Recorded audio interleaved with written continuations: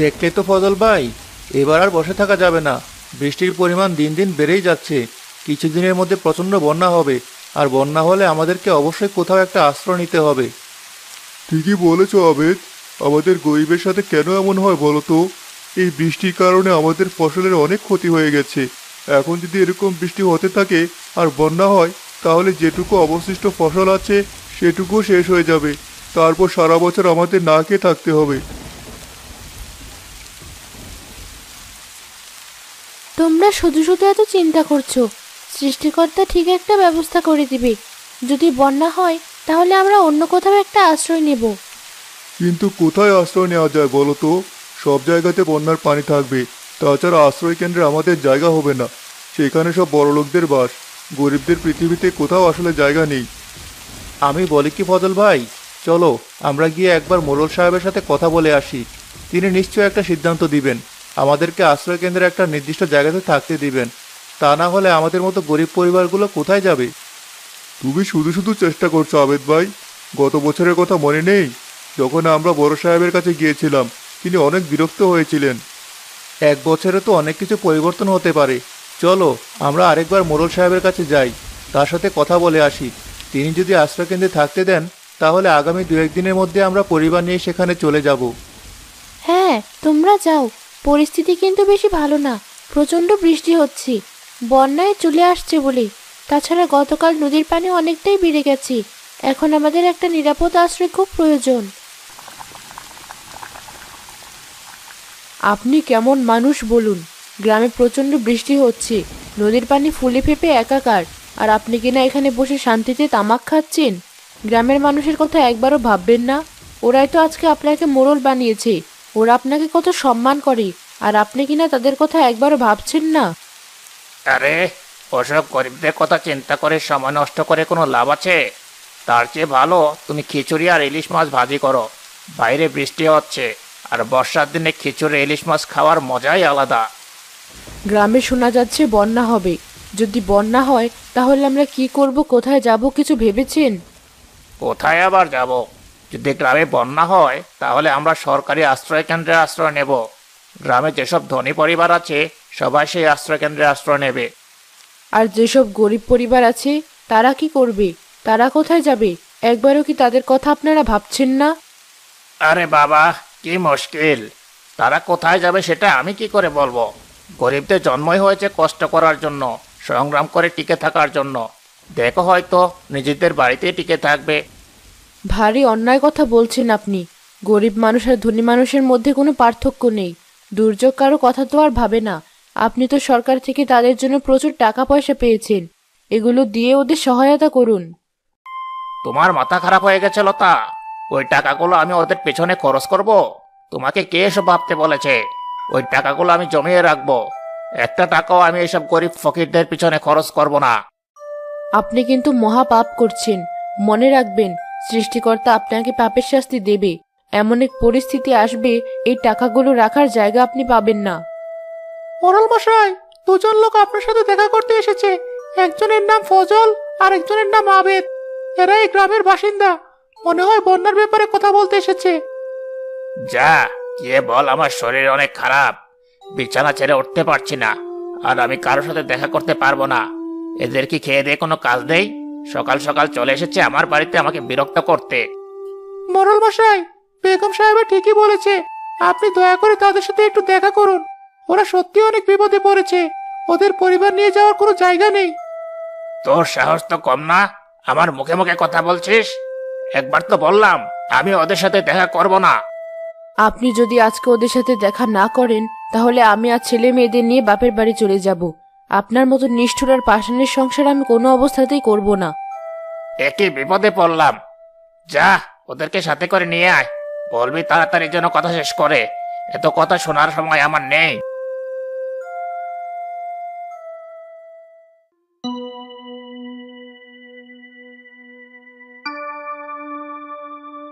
মোড়ল মশাই, গ্রামের সব অবস্থার কথা তো আপনি জানেন এবং শুনেছেন গ্রামে প্রচন্ড বন্যা হবে। নদীর পানি বেড়ে যাচ্ছে। এখন আমরা কোথায় যাব? আপনি দয়া করে আমাদেরকে একটু আশ্রয় কেন্দ্রে থাকার ব্যবস্থা করে দিন। কি যে বলিস তোরা? সরকারি নিয়মের কথা শুনেছিস? আশ্রয় কেন্দ্রে কেবলমাত্র ধনী লোকেরা থাকতে পারবে, সেখানে তোদের কোনো জায়গা নেই। আমি বরং তোদেরকে কিছু টাকা দিয়ে দেই, এগুলো নিয়ে তোরা বাড়িতে যা। কি বলছেন মোড়ল মশাই? টিভিতে দেখাচ্ছে সরকার থেকে আমাদের জন্য অনেক সহায়তা এসেছে, ধান গম চাল সহ অনেক কিছু। যদি বন্যা হয় তাহলে নাকি আমরা এসব পাবো। আরে ধুর, এসব সব ভুয়া খবর। সরকার থেকে আমি কিছুই পাইনি। যদি পাই তোদেরকে অবশ্যই দিয়ে দেব। তোদের টাকা মেরে খাওয়ার লোক তো আর আমি নই। আমি হলাম এই গ্রামের মোড়ল, এই গ্রামের সব দায়িত্ব আমার। তোরা কোনো চিন্তা করিস না, বাড়িতে ফিরে নিজেরা নিজেদের থাকার ব্যবস্থা কর। আশ্রয় কেন্দ্রে তোদেরকে আমি নিতে পারবো না। মোড়ল মশাই, আপনার দুটো পায়ে পড়ি। আপনারা তো স্ত্রী সন্তান রয়েছে, আপনি যদি আমাদের দিকে না তাকান তাহলে আমরা কোথায় যাব?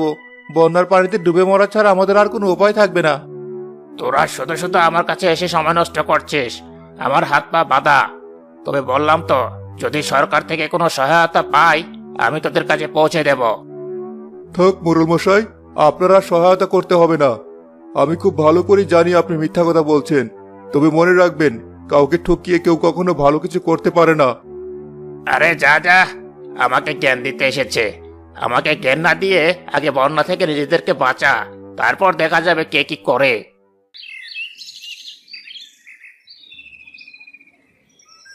কি ব্যাপার আবেদা ফজল ভাই, তোমরা কি মোড়ল সাহেবের সাথে কথা বলতে গিয়েছিলে? তারপরে তো কিছু জানালে না।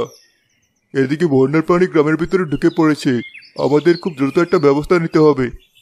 মাস্টার মশাই, বড় সাহেবের সাথে কথা বলতে গিয়েছিলাম, কিন্তু তিনি আমাদের বলেছেন আশ্রয় কেন্দ্রে নাকি গরিবদের কোনো জায়গা নেই, কেবলমাত্র যাদের পয়সা আছে সেখানে তারা থাকতে পারবে। আর তিনি এটাও জানিয়েছেন সরকারের কাছ থেকে তিনি এখনো কোনো সাহায্য সহযোগিতা পাননি। ছি ছি ছি ছি, এই দুর্যোগের সময় তিনি এত বড় মিথ্যা কথা বলতে পারলেন? এসব কিছু মিথ্যে কথা, আমি বেশ বুঝতে পারছি। যা করার আমাদেরকেই করতে হবে। আমি একটা পরিকল্পনা করেছি। গ্রামের যে কয়টা দরিদ্র পরিবার আছে সবাই মিলে আমরা মাটির কয়েক ফুট নিচে গভীর গর্ত করে বন্যাকালীন অবস্থায় থাকব। কি বলছেন মাস্টার মশাই? মাটির নিচে সংসার কি করে সম্ভব? নিম্ন শ্রেণীর প্রাণীরা যখন দুর্যোগ হয় তখন মাটির গর্ভে প্রবেশ করে। যে পর্যন্ত বন্যা বা প্রাকৃতিক দুর্যোগ শেষ না হয় ততদিন তারা সেখান থেকে বের হয় না। আমরাও ঠিক একই পন্থা অবলম্বন করব। যখন বন্যা শুরু হবে মাটির নিচে চলে যাব এবং সেখানে কিছুদিন অবস্থান করব। বন্যার পানি সরে যাওয়ার সাথে সাথে আমরা আবার ভূগর্ভে উঠে আসব। সবই তো বুঝলাম, কিন্তু খাবার দাবার কিভাবে চলবে? ঘরে ছোট ছোট বাচ্চা আছে, তাছাড়া আমার মাও অসুস্থ, তার অনেক বয়স হয়েছে। এতজন মানুষকে নিয়ে মাটির নিচে কিভাবে থাকবো? সব কিছুর ব্যবস্থা মাটির নিচেই করতে হবে। প্রয়োজনীয় খাদ্য এবং পানীয় নিয়ে আমরা মাটির নিচে চলে যাব। সেখানে রান্নাবান্নার ব্যবস্থা করব। ছোট শিশুদের জন্য প্রয়োজনীয় খাবার দাবার এবং কাপড় চোপড় সাথে করে নিয়ে যাব। তুমি আমাদের পাশে থেকো, বুদ্ধি পরামর্শ দিয়ে আমাদের সহায়তা করো। আমরা গরিব মানুষ, আমাদের পাশে কেউ নেই। আর দেরি করা যাবে না। আপনারা যে যার বাড়িতে ফিরে যান এবং আপনাদের স্ত্রীদের সাথে পরামর্শ করুন।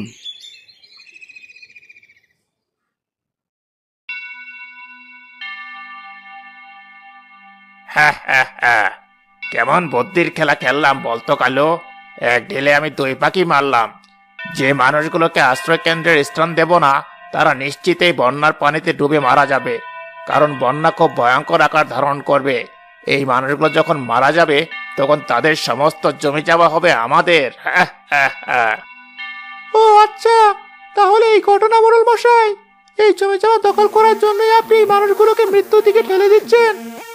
আরে শুধু কি তাই, এই জমি জমা ছাড়াও অন্য ঘটনা আছে। সরকার থেকে গ্রামের গরিব মানুষদের জন্য চাল ডাল সহ অনেক ত্রাণ সামগ্রী এসেছে।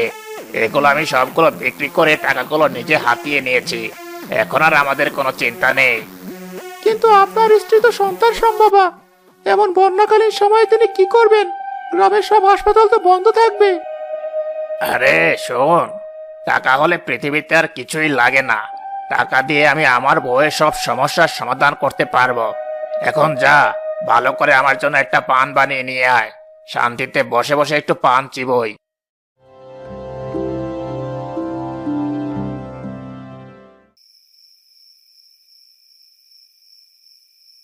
কমলা, আমরা একটা সমাধান বের করেছি। আর কোনো চিন্তা নেই, গ্রামে বন্যার পানি ঢোকার সাথে সাথে আমরা একটা ব্যবস্থা গ্রহণ করব। মোড়ল মশাই এই সময় আমাদের সাথে এত বড় প্রতারণা করবেন কখনো ভাবতে পারিনি। যাই হোক, কি ব্যবস্থা নিয়েছো? আমাদের গায়ের এক স্কুল মাস্টার আছে না, তিনি বড্ড ভালো মানুষ। উনি বললেন বন্যার পানি যখন গ্রামে ঢুকবে আমরা সবাই মিলে মাটির গভীরে চলে যাব, সেখানে কিছুদিন অবস্থান করব। কিন্তু রান্না বান্না কোথায় করব? রান্না করার জন্য প্রয়োজনীয় জিনিসপত্র আমরা সাথে করে নিয়ে যাব। বলা তো যায় না এই ভয়াবহ বন্যা ঠিক কতদিন চলবে। যে কয়দিন বন্যা থাকবে সে কয়দিন আমরা মাটির নিচ থেকে বের হব না। আগামীকাল সকাল থেকে আমরা মাটি খোঁড়ার কাজ শুরু করব। সে সময় মাস্টার আমাদের সাথে ছিল, তা না হলে বুদ্ধি আমরা কোথায় পেতাম? আর দেরি করো না, এখন শুয়ে পড়ো, কাল সকালবেলায় কাজ শুরু করতে হবে।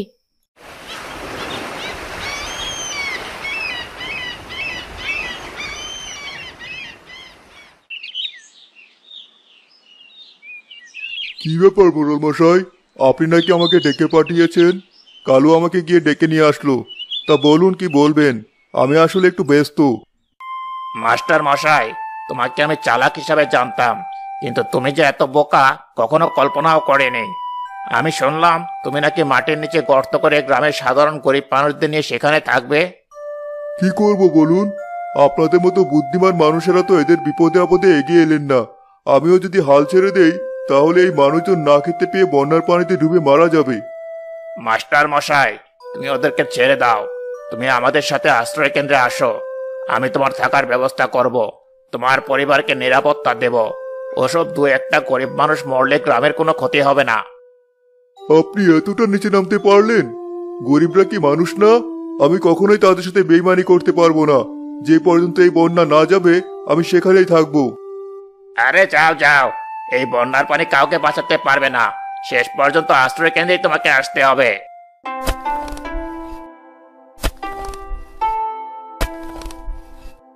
ভাই, তাড়াতাড়ি হাত চালাও, আর দেরি করা যাবে না।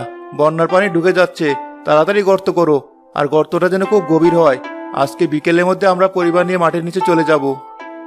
ঠিক বলেছ, আমি আমার বউকে বলেছি খাবার দাবার সব প্রয়োজনীয় জিনিসপত্র জোগাড় করতে। এগুলো নিয়ে এই মাটির নিচে ঢুকবো। মাস্টার মশাই, গতকাল মোড়ল তোমাকে ডেকে পাঠিয়েছিল, তা কি বললেন উনি?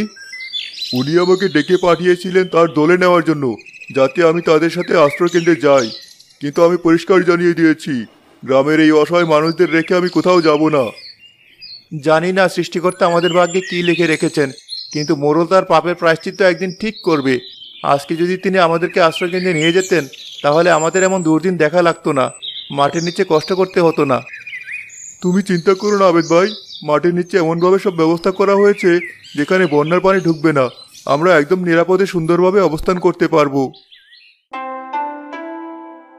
এই নাও, এখানে প্রয়োজনীয় খাবার দাবার সবকিছু রয়েছে, আমি সবকিছু গুছিয়ে এনেছি। আর এখানে রয়েছে প্রয়োজনীয় ওষুধ সামগ্রী। যাও যাও, আর দেরি করো না, সবাই প্রস্তুতি নাও, আমাদের মাটির নিচে চলে যাওয়ার সময় হয়ে গেছে।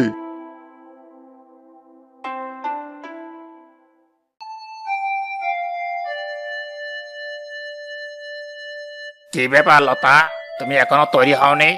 আমাদের আশ্রয় কেন্দ্রে যাওয়ার সময় হয়ে গেছে, আর তুমি এখানে বসে আছো। আমি সিদ্ধান্ত নিয়েছি আশ্রয় কেন্দ্রে যাব না। তুমি কি পাগল হয়ে গেছো? আশ্রয় কেন্দ্রে যাবে না মানে? সবকিছু তৈরি হয়ে গেছে, আর তুমি এখন যেতে চাচ্ছ না? তা এখানে বসে বন্যার পানিতে ডুবে মরবে নাকি? ছোটবেলা থেকে এই গ্রামে আমি বড় হয়েছি, আর আজকে আমি নির্লজ্জের মতো একা একা আশ্রয় কেন্দ্রে যেতে পারবো না। আজকে এই গ্রামের মানুষদেরকে বিপদে ফেলে আমি একা একা আশ্রয় কেন্দ্রে যাব না। ঠিক আছে, তুমি না গেলে না যাও, আমি চলে যাচ্ছি। যখন একা একা বিপদে পড়বে তখন তোমাকে কেউ দেখার থাকবে না। তবে যাই বলো, মাটির নিচে কিন্তু আমরা ভালোই আছি। আজকে সবার জন্য খিচুড়ি রান্না করব। হ্যাঁ হ্যাঁ, ভালো করে খিচুড়ি রান্না করো। যে কটা দিন মাটির নিচে সংসার করছি আনন্দ করে কাটিয়ে দেব। যার কেউ নেই তার সৃষ্টিকর্তা আছেন, আল্লাহ আমাদের ঠিকই একটা ব্যবস্থা করে দিলেন। জানি না উপরে বন্যায় কি কি ক্ষতি হচ্ছে। আর কার কার ক্ষতি হবে? সবাই ভালোই আছে। ধনীরা তো আশ্রয় কেন্দ্রে চলে গেছে, সেখানে সরকারি সুযোগ সুবিধা পাচ্ছে, সবাই আনন্দে দিন কাটাচ্ছে। তবে আফসোস করি না, তাদের চেয়েও আমরা কোনো অংশে কম নেই। তবে এ ব্যাপারে আমরা মাস্টারকে ধন্যবাদ দিব। মাস্টার মশাই যদি মাটির নিচে আমাদের থাকার ব্যবস্থা না করতো তাহলে বন্যার পানিতে আমরা সবাই মরে যেতাম। কি যে বলেন আপনারা, ছোটবেলা থেকেই গ্রামে মানুষ হয়েছি, আর আপনাদের প্রতি দায়িত্ব পালন করব না? দুঃখের কথা শুনতে আর ভালো লাগছে না। মাটির নিচের এই সুখের সংসারে আমরা সবাইকে নিয়ে আনন্দ করে কাটাতে চাই। তা যা বলেছ মোরল, আশ্রয় কেন্দ্রের অবস্থা কিন্তু অনেকটাই ভালো। ভালো খাবার পাচ্ছি, ওষুধ পাচ্ছি, পানি পাচ্ছি। আমাদের থেকে বোঝার উপায় নেই বাইরে বন্যায় মানুষের ক্ষতি হয়েছে। আপনি জানেন চেয়ারম্যান সাহেব, কতগুলো গরিব লোক মিলে মাটির নিচে ঘর পেতেছে, সেখানে নাকি থাকবে। আরে দেখবেন কিছুদিন পর ওরা ওখানে মরে যাবে। আরে দূর, ওই 2-4টা গরিব বললে কিছুই হবে না। এর ফলে গ্রাম থেকে অভাব দূর হবে। একবার শুধু ওই আগাছাগুলোকে মরতে দিন, তারপর ওই সমস্ত ঘর বাড়ি আর জমি জমা দখল করব। আমরাই হব এই গ্রামের সব জমির মালিক। তা যা বলেছ, তোমার মাথায় যত বুদ্ধি, আগে জানতাম না মোরল। বনাশ হয়ে গেছে মোরল মশাই, সব বনাশ হয়ে গেছে, আমরা শেষ হয়ে যাচ্ছি। কি হয়েছে তোর? এত ভয় পেয়েছিস কেন? আর দৌড়ে দৌড়ে কোথা থেকে আসছিস? মোরল মশাই, নদীর পানি হঠাৎ করে অনেক বেড়ে গেছে, পুরো গ্রাম বন্যায় ভেসে গেছে। নদীর বড় বড় ঢেউ গ্রামে আসতে পড়ছে, ঘরবাড়ির কিছুই অবশিষ্ট নেই। আমাদের এই আশ্রয় কেন্দ্র যে কোনো সময় ভেঙে পড়তে পারে। এখানে বড় বড় ঢেউয়ের পানি ঢুকছে।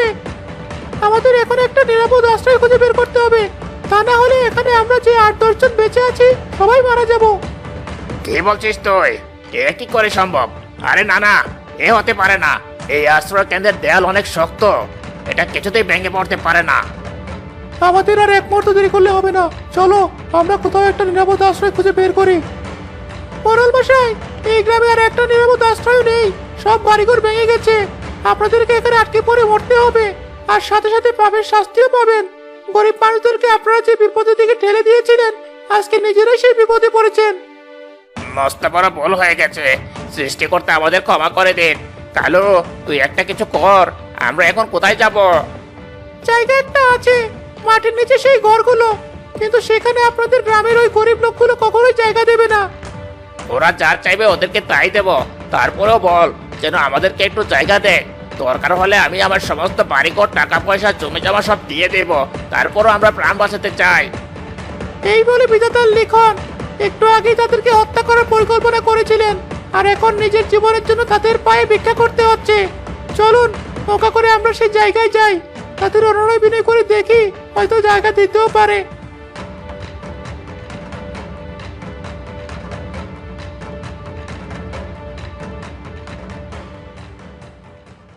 মাস্টার মশাই, ও মাস্টার মশাই, মাটির উপর থেকে আমি মোরল বলছি। তুমি কি আমার কথা শুনতে পাচ্ছ? আমরা অনেক বড় বিপদে পড়েছি, নৌকায় ঘুরে বেড়াচ্ছি, কোথাও একটু যাওয়ার জায়গা নেই। দয়া করে আমাদেরকে একটু আশ্রয় দাও।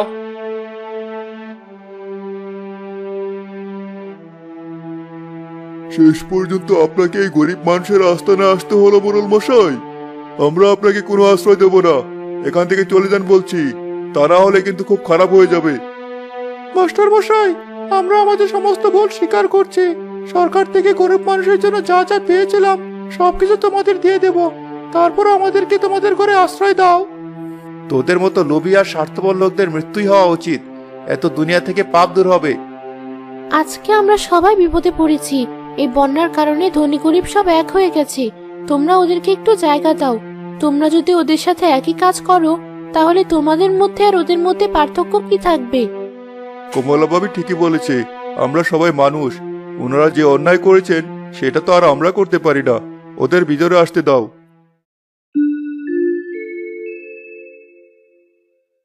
আমি আমার পাপের শাস্তি পেয়ে গেছি। যতদিন বেঁচে থাকবো আমি তোমাদের এই উপকারের কথা সারা জীবন মনে রাখবো।